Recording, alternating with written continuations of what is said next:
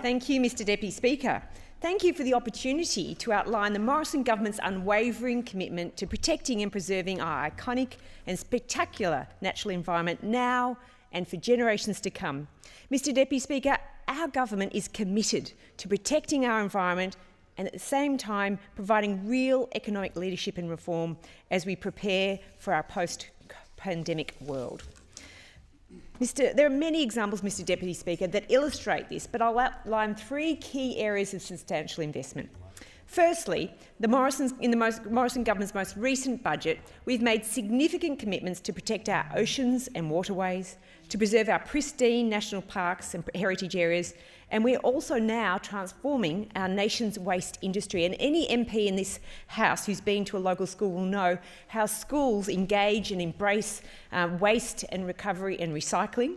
And now it's time that we as an Australian community get up and start to really lean into a circular economy. And that is what we're showing leadership with the Morrison government's commitment.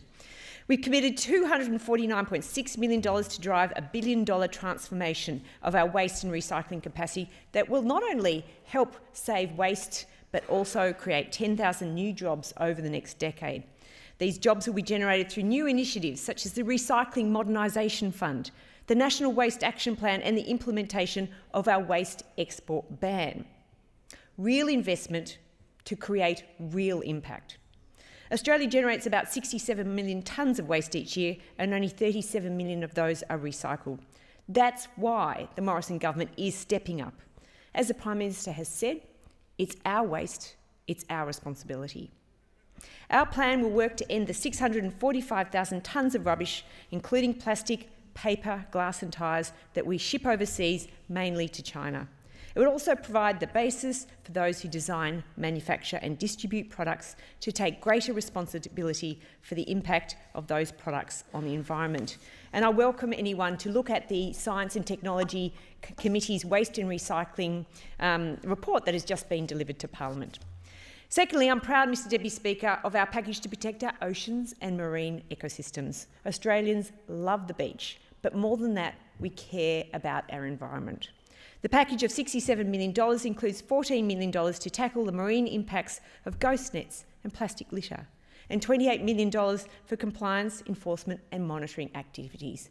We need to put the work into this to make it happen.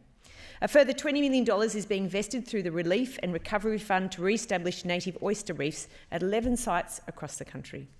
This additional funding also means our parks and heritage spaces will receive more than $319 million, with a record $230 million for national parks upgrades and $12 million to replace revenue forgone in tourism resulting from the COVID-19 pandemic.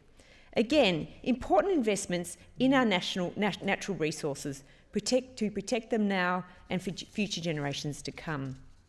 We're also investing in our wildlife. And this is so important in our post-bushfire environment. I had the pleasure of welcoming the Minister for Environment, Minister Susan Lee, to Melbourne Zoo in 2019 or early 2020 following the devastating bushfires. And we're rolling out $200 million in bushfire, wildlife and habitat recovery funding. And this includes phase 2 of our $149 million National Environment Science Program. Finally, Mr Deputy Speaker, we are updating the Environment Protection and Biodiversity Conservation Act 1999. This once-in-a-decade review has listened to over 30,000 voices from across the country, including scientists, business, environmental groups, state and territory governments and our Indigenous Australians. This far-reaching review will work to ensure the Act is fit to meet the challenges facing our natural environment. It's so important, Mr Deputy Speaker, that we make sure that we embrace the things that matter to all Australians, and that includes our natural environment.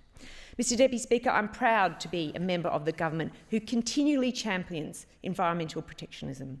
Our plans are working and will continue implementing initiatives and policies that will create jobs and protect our natural environment. Mr Deputy Speaker, all Australians should lean into ensuring Australia remains a continent that is one that we can all be proud of, one that we can develop and keep safe for future generations, one that we all participate in safely and with confidence. Thank you, Mr Deputy.